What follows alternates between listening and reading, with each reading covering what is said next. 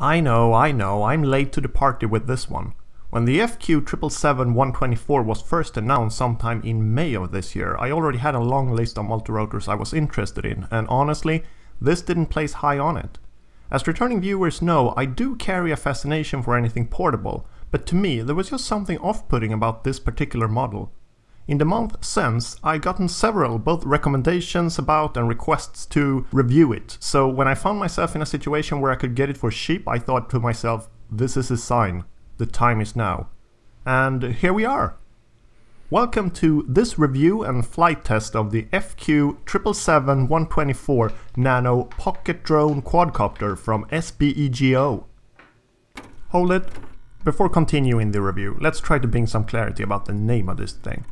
Trying to read off the box, I think the full name of the product is Sbego Pocket Drone Quadcopter FQ777-124. That's quite a mouthful, so for sake of convenience I'll refer to it only as the Pocket Quadcopter from here on. Sounds good? Alright, with that out of the way, come to think about it, what I did, and to some degree still do, find so off-putting about the Pocket Quadcopter is probably its looks. There is something almost unfinished about at least the transmitter. Just look at it compared to the transmitter from the Helic Max Skybomber I happen to have on hand. I'm not saying I would have liked the latter, I'm saying I would have liked something looking like a finished product as opposed to a prototype or mold used in the factory to produce the actual transmitters. The quadcopter itself is a different story.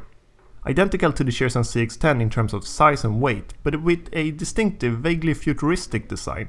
It's available in black, white, blue and red, and in hindsight I regret getting the white because it feels like the most boring looking of the four.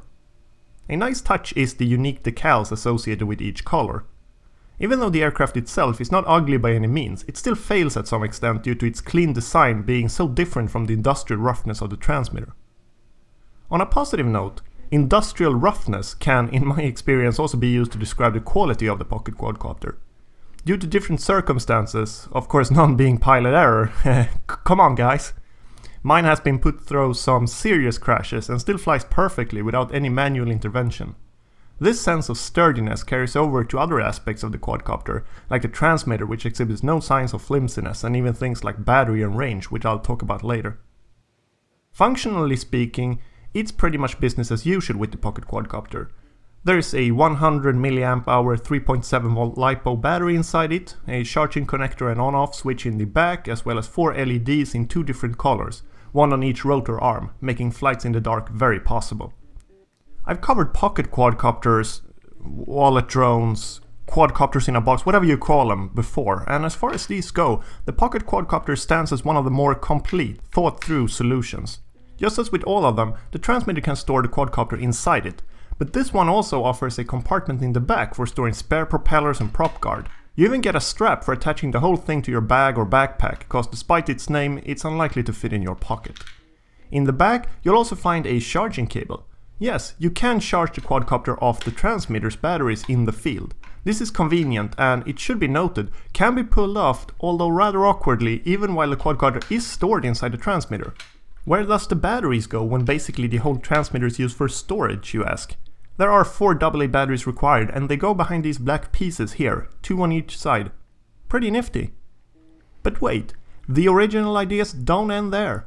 Thanks to its symmetrical nature, the transmitter can be turned and used upside down, thereby catering to both Mode 1, right-hand throttle, and Mode 2, left-hand throttle, preferences.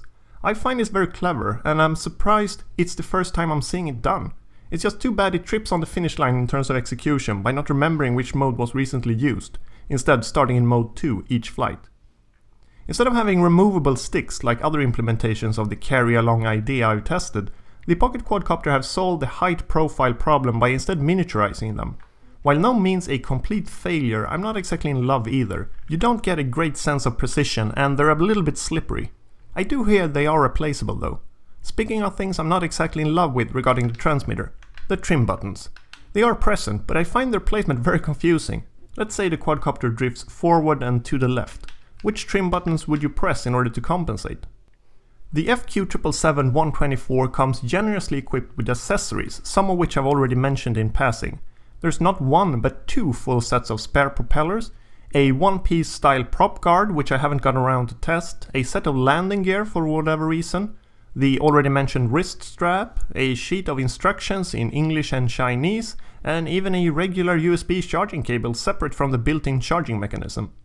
Full disclosure, I've had some issues with the mentioned regular charging cable.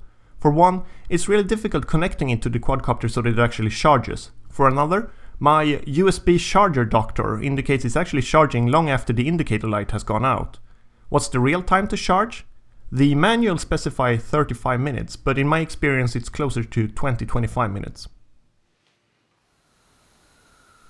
Taking the Pocket Quadcopter airborne, it's easy to see why people have recommended it to me.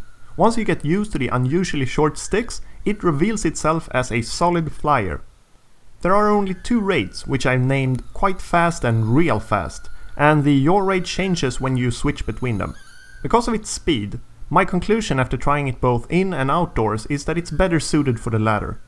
Although it works fine indoors, it just feels a little misplaced in too cramped environments, like a sports car on a go-kart track.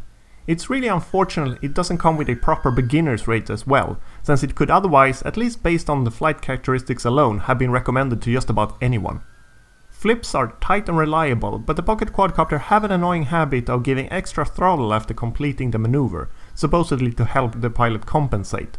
This gets really frustrating indoors when you tend to either hit the ceiling or trying to avoid just that, end up shutting off the throttle mid-flip, in turn crashing instead.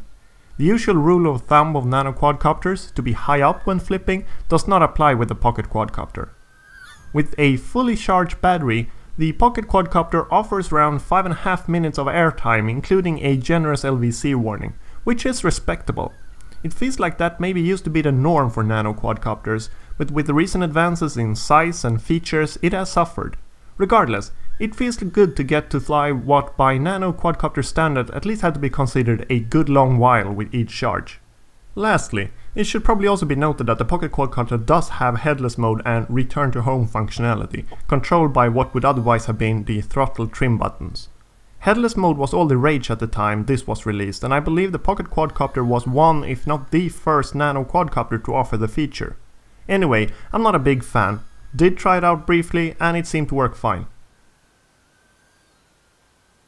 In summation, I have very little to complain about.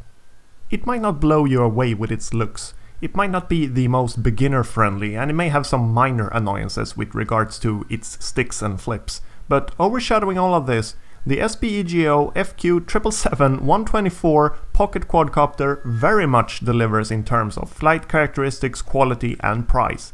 And it's portable in a way that works. If you already own a nano quadcopter, this may not offer anything different enough to warrant a purchase, but for anyone who, for whatever reason, haven't yet taken the leap, it should be a candidate seriously considered.